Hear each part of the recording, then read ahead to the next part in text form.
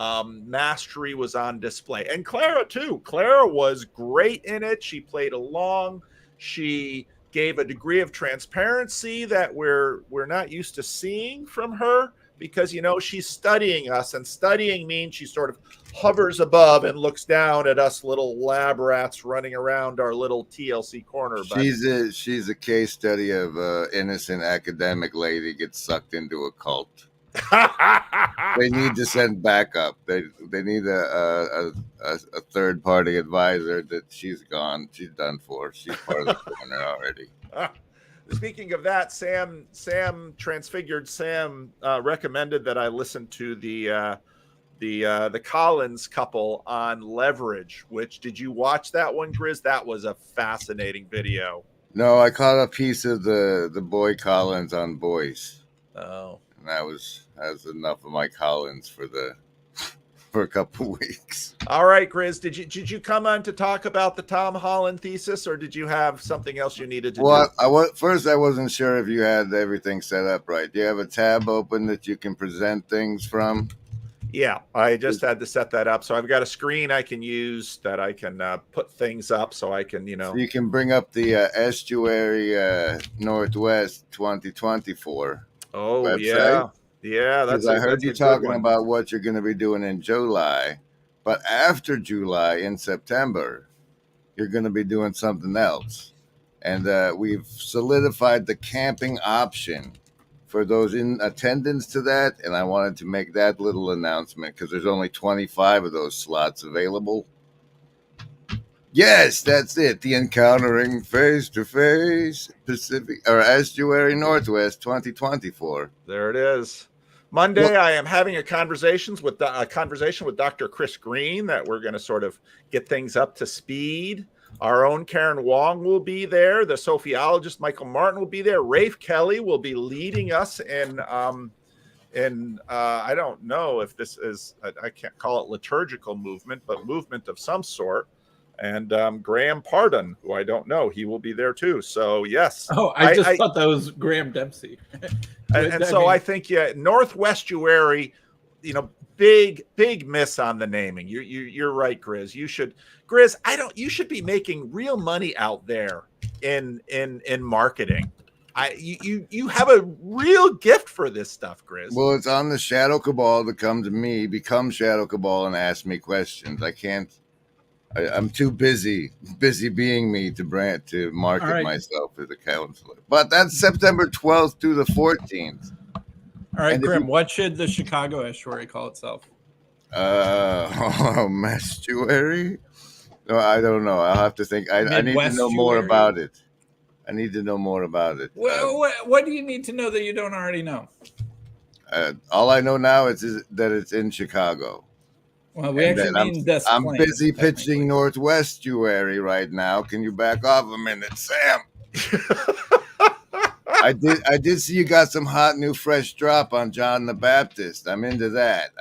He's one of my favorite characters. But we have brand new camping options. Press that purchase tickets button there, Paul. Tickets. Now, all right. There's a form down there. There's three options you see. One is just to be there talkie with Paul.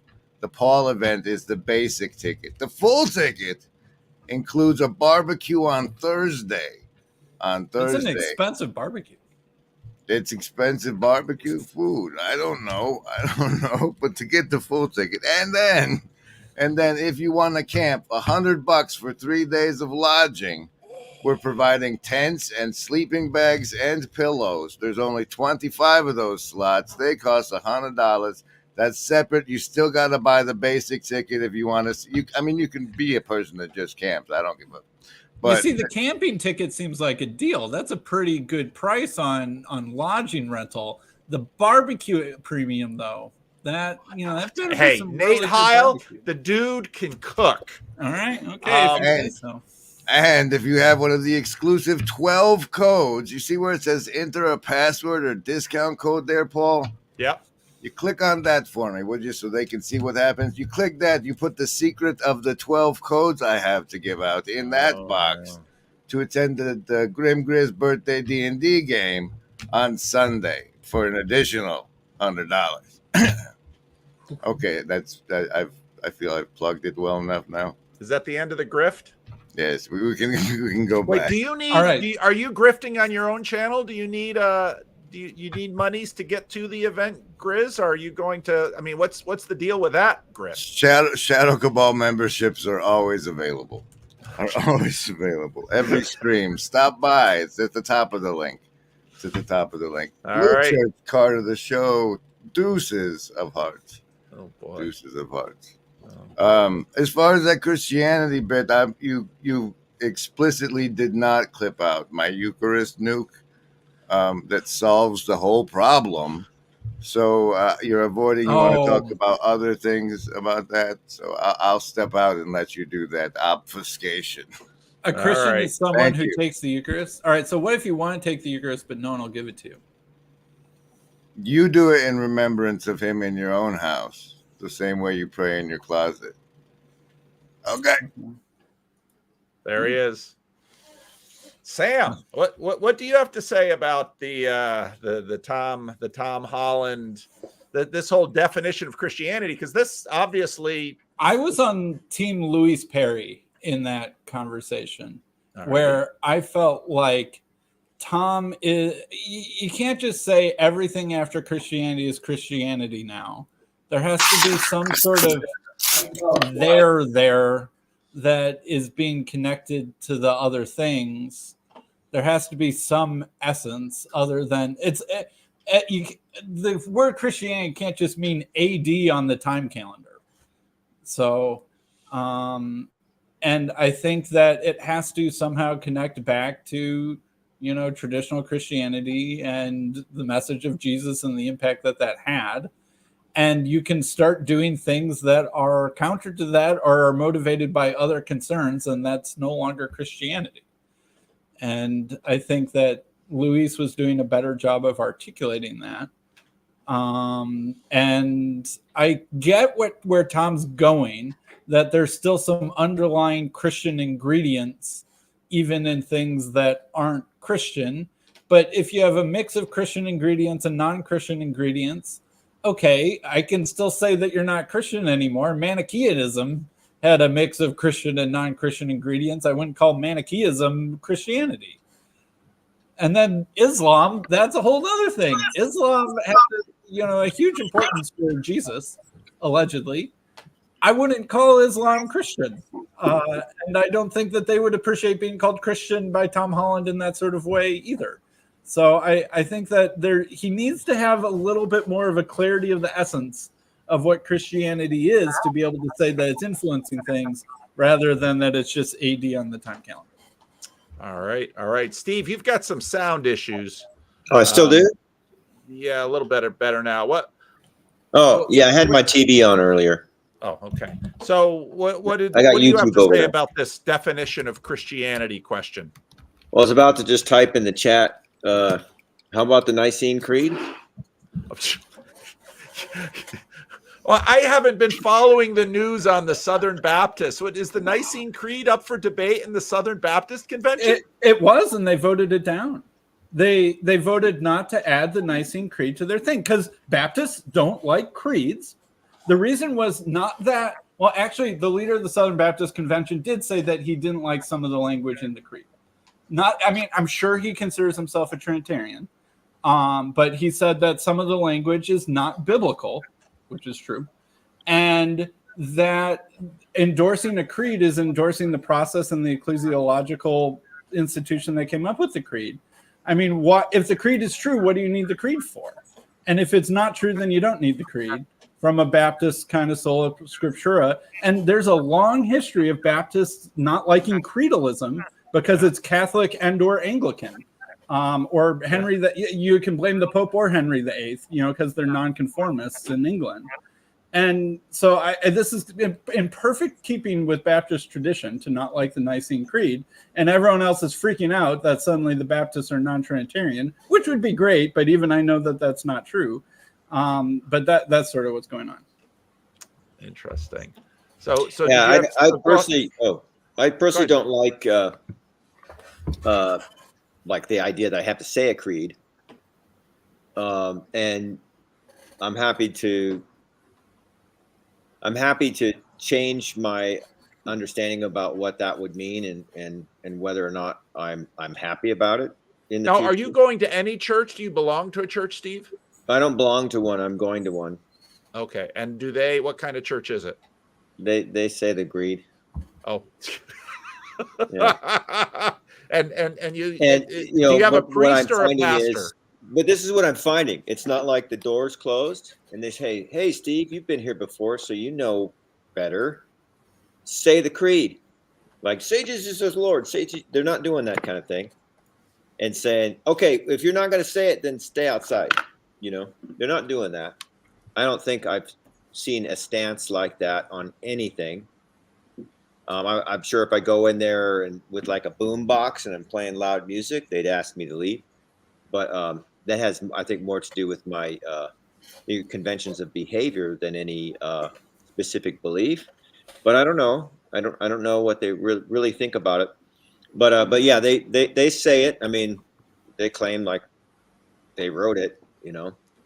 But Well, are you going to a Catholic church or an no, I'm going Orthodox to an church? Orthodox church. Oh, okay. Well, yeah. They like creeds. They like creeds. They like councils. They like Trinity. Although Orthodox are sort of all over the map. So I say Jacob like they don't. What it sounds to me like is like what they don't like heresy. Well, yeah. So like, if they like creeds, maybe I know they don't like heresy. Okay. All right. I think that's my understanding.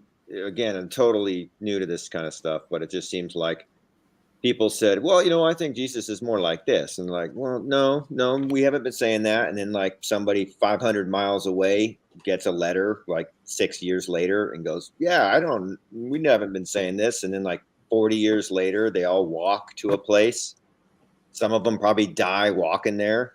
And then they're talking and they're like, 3 months, 4 months. They're like, "Yeah, okay, I think you say this, which I think is dumb. You say that, which I think is dumb, but we can all agree on this." Yes. All right. Okay. Let's write it down. All right. Federici.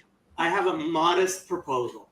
Oh, You never have modest proposals, Jacob. your proposals are always dramatic. Being Christian is about the Messiah. Dun, dun, dun. Yeah. That actually is one of your more modest proposals. It is about a specific Messiah and a specific understanding of what Messiah is, which you and I have talked about a lot. You can discuss. We can discuss the details. My thing has been, I don't see Christians speaking about the Messiah or Jesus being the Messiah. A lot of them think Jesus Christ or Christ Jesus, that's his last name. The word Not wrong. It's his Christian name. We can say that. No, not really. It's his. the word Messiah has been completely. It's not something Christians talk about. Jacob, Jesus redefined the word Messiah. That is deep in the purpose of the Gospels. I know many Christians who disagree with you, including Father Stephen DeYoung. In what sense, Paul? I'll push on you. In what sense did Paul redefine Freudian slip? In what sense did Jesus redefine the word Messiah? The understanding, as Joseph said last week, the understanding of a Messiah would be someone who, like David, would, let's say, eliminate a contaminating threat and a physical threat against Israel, like the Philistines, and establish a dynasty that would rule and bring a golden age to Israel. How is that different from anything Jesus said? Yeah, isn't that sort of kind of still the deal? Did Jesus kill Romans? See, no. This is Did David kill Philistines? You didn't say anything about kill. Like, the word kill isn't part of. In fact, David was not the Messiah himself because he killed. So you're Well, he was a Messiah. Okay, here we go. Now we've totally lost The Calvary Jewish just brigade. And now arrived. we've been invaded. all right. I'm back on your team, Paul. I was previously on Jacob's Shalom. team. I'll switch back to your team, Paul. All right, David got in, and then Yosef. We got to deal with this. So this is very important, is because there are 4 messiahs in Judaism, not 1, 4. Okay, and we're having a conversation about the Messiah. The Messiah that looks like David gets termed the Messiah, but there's 4 messiahs. And when Jacob is saying the Messiah is not like this, there's parts that he's disagreeing with you, Paul, that you don't realize is because you're only talking about David.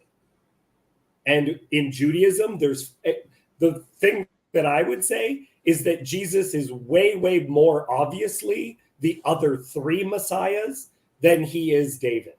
Interesting. And so part of that disagreement, Sam, I was just commenting on this, Jesus as priest is the entire function of the book of Revelation.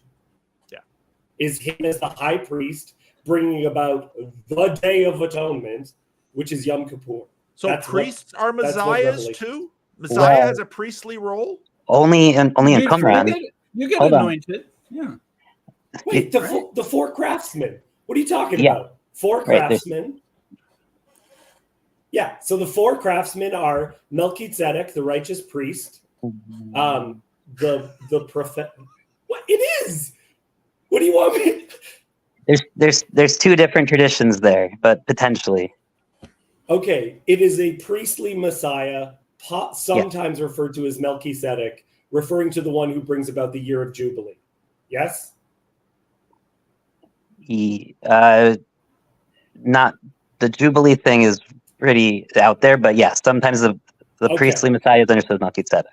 Sure. Okay, then you have Joseph or Ephraim, sometimes called Yeshua because he's to look like Joshua, who's the son of Nun. Then you have the prophet, sometimes called Moses, sometimes called Elijah, depending on which piece of literature, and then David. But because David is referred to as the epitome, the Messiah, Paul, when you say the Messiah, there's 4 messiahs, and sometimes you don't even realize that Jesus is, like the Christian literature, is making direct reference to these other messiahs, and we just don't notice them because we're only looking for David. So that's a good a point. blind spot on us. That's a great And again, it's not. Correct wait. me. Okay, Well, Yosef. Just because you mentioned me, what I was saying last week, I want to be very clear. It's important that the Davidic Messiah is not the Davidic Messiah, right? This is a misnomer. He's the son of David. He's supposed to be based on Solomon, not David. Because the Davidic Messiah is not the son of David Messiah. I'm not going to use Davidic. The son of David Messiah is not allowed to be warlike. He's not allowed to participate in the wars of Gog and Magog. He's not allowed to kill. All of that's off limits. He is not a militaristic Messiah. The Davidic Messiah is not a military Messiah. He's not really based on David, but on Solomon. That is a really important and critical point here. Because it's not Yes, that. Solomon, It's not that David Jesus was is never changing. referred to as the son of God, but Solomon was. Solomon was the son. Get thee behind me! Save versus topic derailment from Christianity into Judaism. Survivalist with the 15. Socialist with the 13. Lovers of wisdom, 16. You're all going to make it. You hard folks, don't get suckered into it. Even though you got a 5.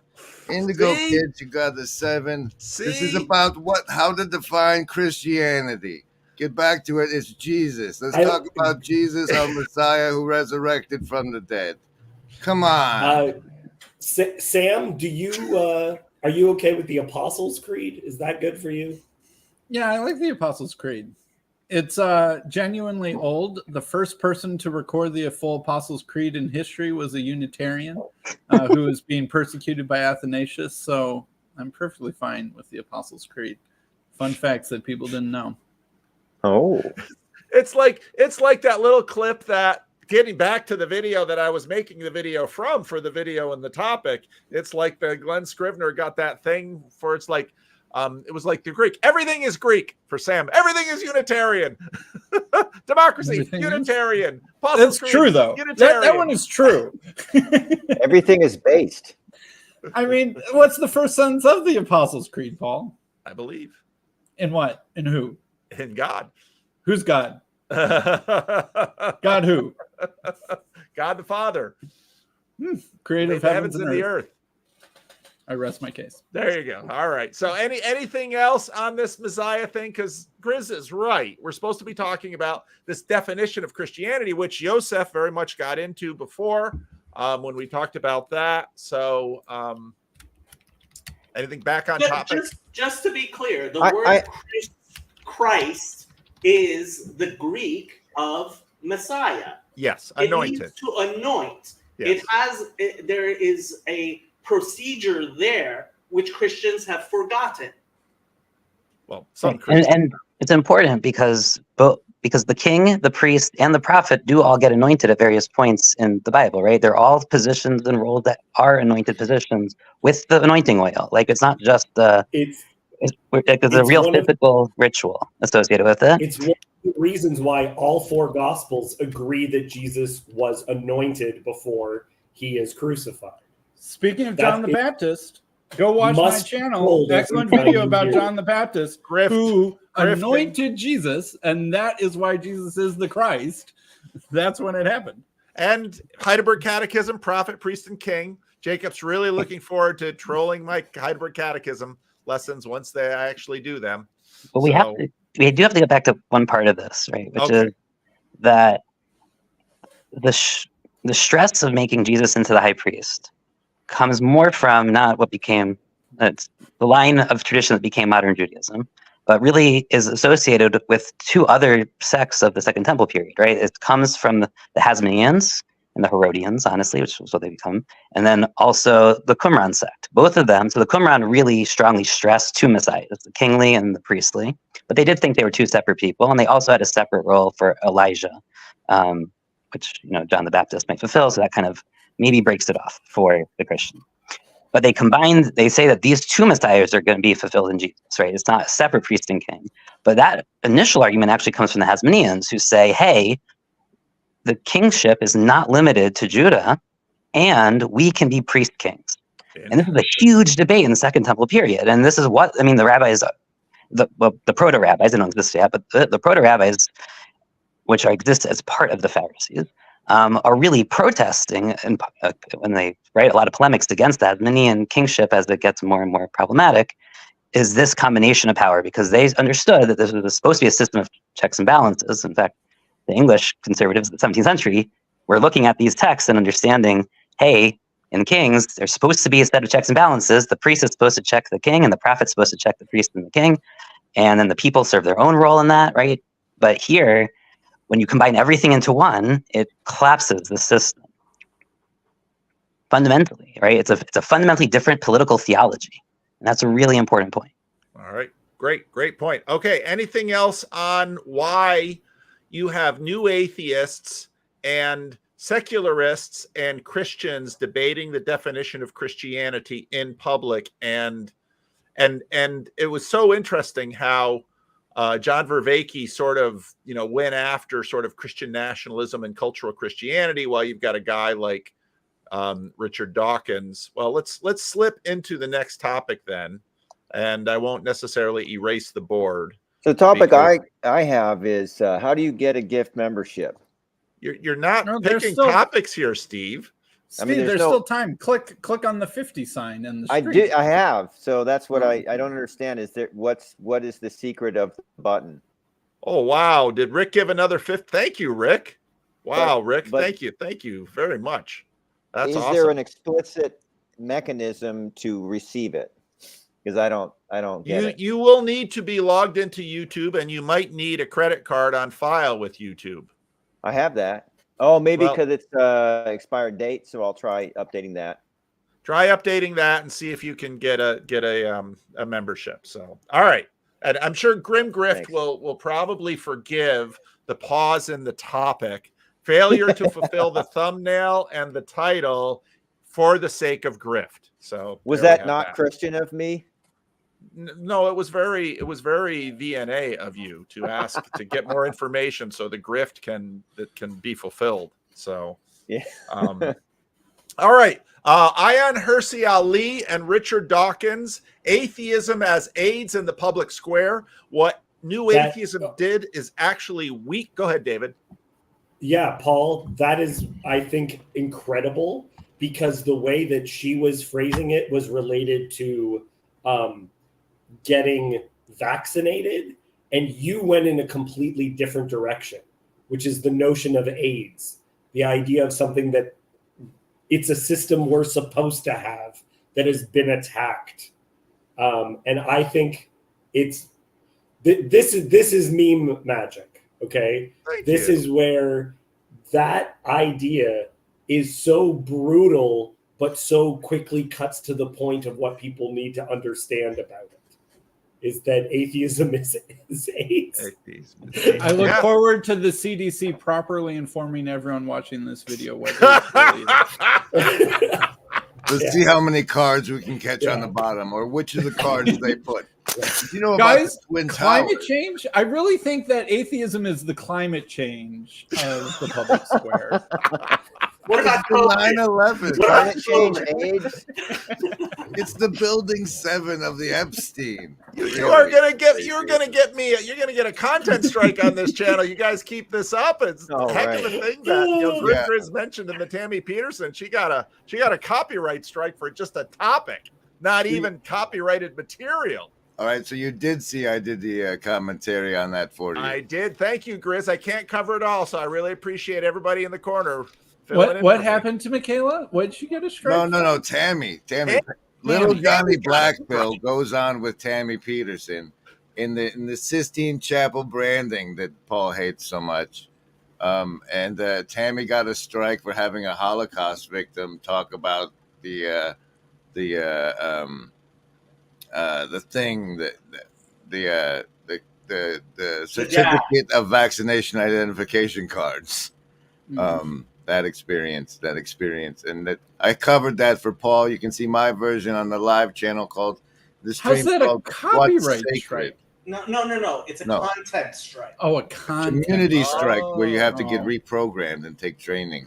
But it turns out you have to like come back on these streams to make it not be on your channel anymore. So there's